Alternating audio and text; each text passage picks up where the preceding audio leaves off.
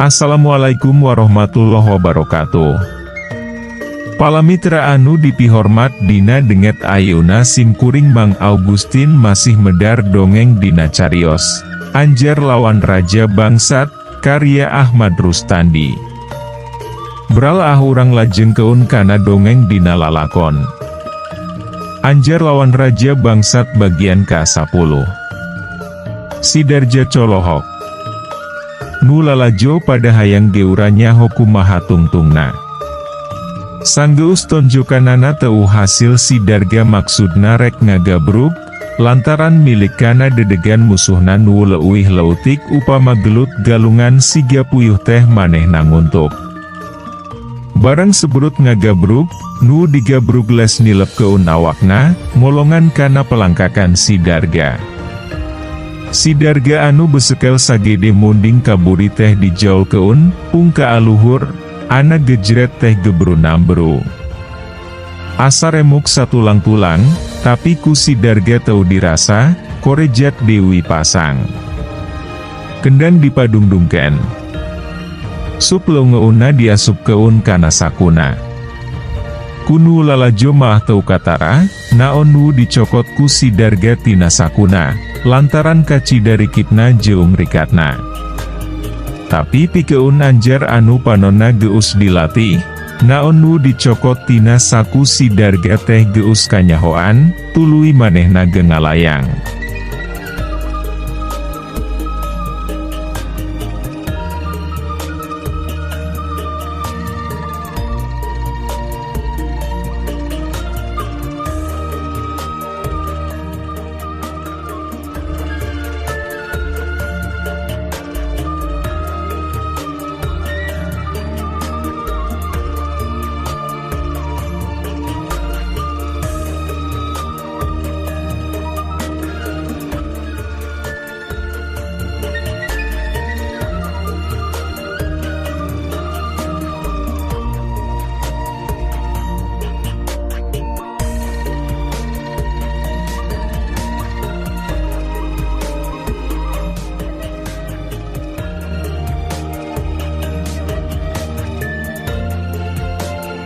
Tel leungeun paantel, Sidarga niuk dampal leungeunna. Katingal ngebul siga lebu murukana beungut Anjar. Tapi Anjar henteu ngejat ngan, manehna ge niuk nu ngebul malik murukana beungut sidarga. Barang nepi kana panonna anu ngan kari hiji, gorowok sidarga au-aukan, bari gigisik. Nu lalajo curing hak. Tahiu komedi badag garok teh para saderek, ceuk Anjar. Ger nu lalajo surak. Geus lila gigisikna, kaprot, pipi kenca jeung katuhuna dicabok. Huntu sidarga murak dua, kowong au-aukan siga anjing disumpit. Geus kitu tak-takna diketik, brunyuoh, ngajolopong di tengah papanggungan jekok ku Anjar bujurna disepak.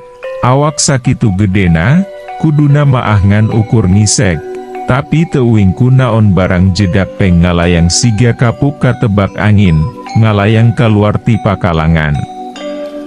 Barang ragrag ninggang nu dagang sawo, atuh sawona pe satanggungan. Aduh punten mangsa baraha kedah ngagantianana, ceuk Anjar tina luhur panggung. Nu ditanya anggur seuri, sawios teu kedah digentosan, punah kuningalna oge.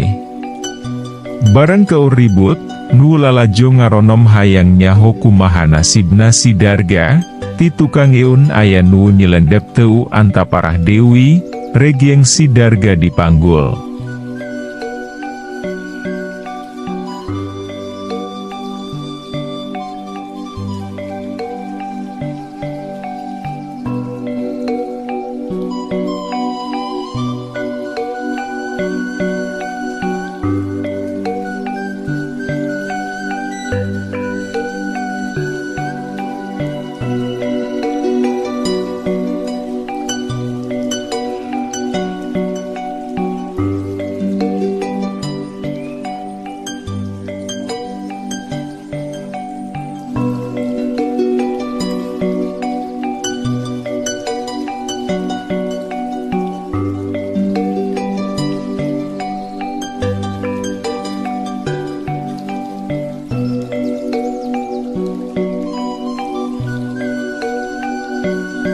Jeleng eta jelema ngaluncatan anu keur ngaronom, diur lumpat tarik alah batan paser. Nu ngaronom hao keun. Anjar tina panggung rek luncat muru nu manggul si Darga, tapi kadenge aya sora nu luncat ti tukang, barang direret si horeng Haji Husen. Haji Husen, bakatingku atau ngarangkul ka Anjar, bari teu kendat-kendat nyebut keun, nuhun, nuhun. Kendang terus dipadungdungken. Anjar ku Haji Husen diaku dibawa ke Anjero imah. Haji Salim muruti jero. Anjar dikalengku duaan. Tului didiu keun dina korsi. Sedeng keun di kamar kadenge murid Haji Husen aduh-aduhan bari ngocoblak siga nu gering panas. Ku Anjar ditempo sarta diubaran, teu sakara-kara duanana cageur ngan kari capena bae. Sanggeus kitu Anjar diaku kalawan someah jeung dareh deh, cungcong nu munjungan, awewe lalaki. Geus rada lowong, ana sampeong teh nu nyuguhan cai, awakna lenjang, biungutna ngadaun seureu, biwirna biureum ngalenyai balas ngalemar. Eta teh anak Haji Salim, bentang kacamatan eta.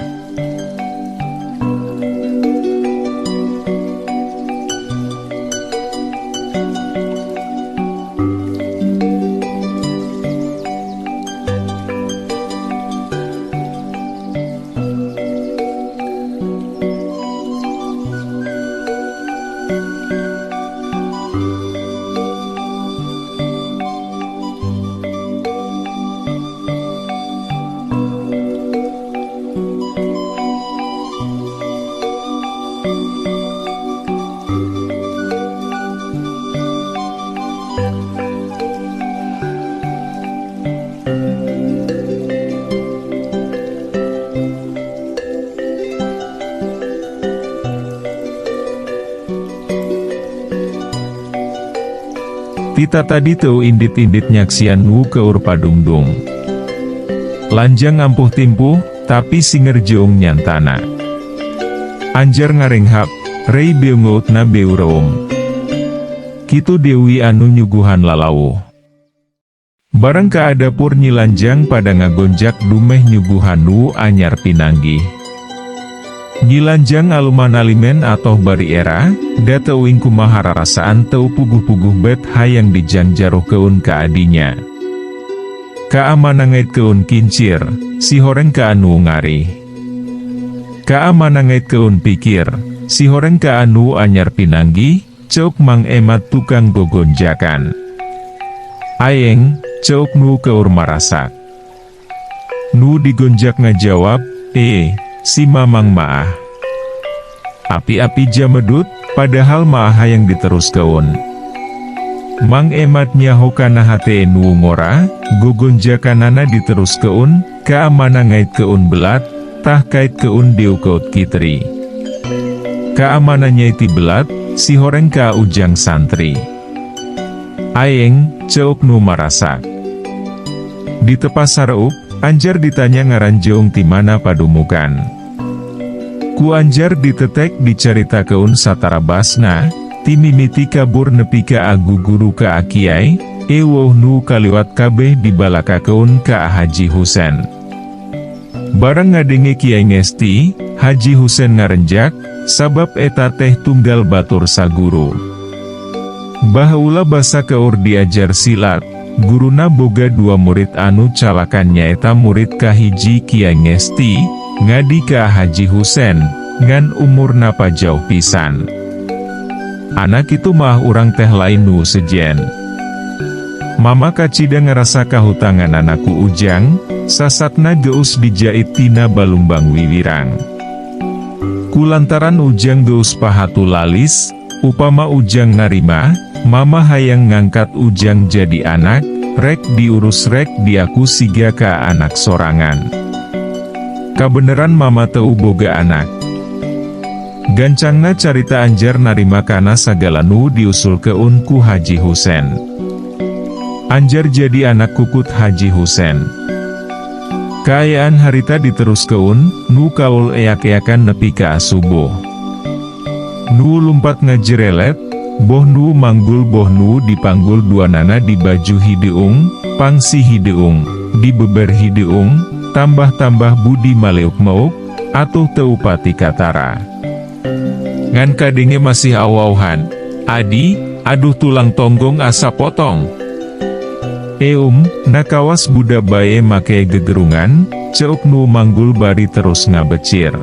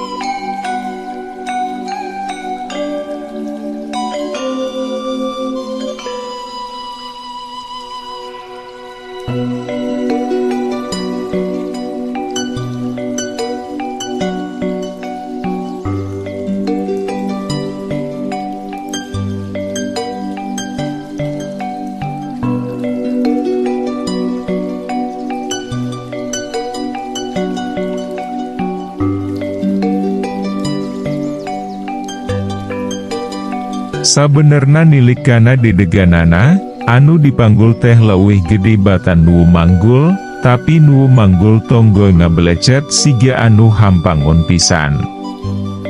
Nepi ka sisi leuweung manggih saung, Brunu dipanggul teh diecak keun. Tuluy dijapapang keun. Adi, ieu huntu ungger kabeh, ceuk nu ngajapapang. Jamak atuh ungger maah, ceuk nu ngarancet. Eta dua jelema teh sidarga jeung baturna. Upama disidik-sidik, batur sidarga teh umurna masih keneh ngora, sarta sidik dina tarangna kiwet urut tapak bedog. Demi antara sidarga jeung Haji Husen, memang geus aya tanggul ti tadina. Kira-kira 5 tahun ka tukang kungsi sidarga diudak-udak ku Haji Husen. Ari sababna mah kieu. Ari pagawean sidarga anu matu, taya Dewi Iwalti adu-aduan, ngadu hayam, domino. Lamun beak modal, tuluy maling, ngagangsir ka imah nu beunghar. Hiji mangsa manehna maling, kaprego. Manehna dikadek kunu boga imah, nepi ka abiwirna suing, ngambai siga biwir togok. Panonna pecak. Eta oge ladang ngamaling, waktu hiji peuting manehna aya nu nyumpit. Sanggeus biwirna rawing jeung panonna tinggal sabeulah, lain kapok, tapi kalah kaabayangan. Beuki ngagalaksak. Tambah-tambah beuki maceu ngiwatan parawan atau awewe herang sanajan nu boga salaki. Lantaran dedeganana anu besekal jangkung, bosongot pikaliaun, arang langka anu wani adu hareupan. Boh upas atawa kopral, boh kulisi desa, upama kalaporan aya kapalingan sarta kabejakeun sidarga anu boga peta, rada muringis, najan tembong ge api-api teu kaciri, balik laporan ka adununganana, majar henteu kapanggih. Kulantaran bangsa pamanggul kakawasaan naragtak, sidarga beuki ngagalaksak, mun maling tara teuing ngadagoan peuting, nyiwat parawan wani ti beurang. Urang kampung pada gigis, panganten lalaki teu weleh paur sieun batur sakasurna digusur ku sidarga dibawa kabur. Nu balunghar, nu boga ladang sawah, pada begang. Anu boga ladang aci galimir, sieun dipental ladang kesanga. Kaasahannya muntang, ceuk rayak nu ngarasa teu aman. Sakacamatan eta geus kaacak, ngan kari lembur Haji Husen nu encan teh. Ditajuk, Haji Husen keur maca hutbah.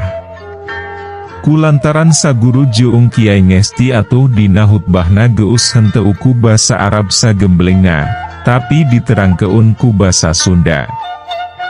Sanggeus maca puji jeung sahadat, tuluy Haji Husein nerus keun hutbahna. Firman Allah dina Quran, A'udzubillahi minasyaitonir rajim, Kom sufi men kibiha, kulu min rizkihi.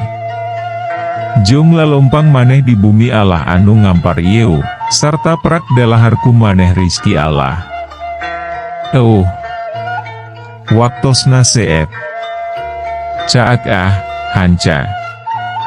Urang simpen di handeuleum sieum paragi nyokot ninggal keun, enjing urang sampeur deui, hapunten palamitra kanggo nyumangetken sim kuring, Mang Augustin ngadongeng teh, nuhun keun di subscribe, di like sareng di share, manawi masih aya keneh nur sepeun kana dongeng, supados teu kakantun carios salajeungna. Mangga permios.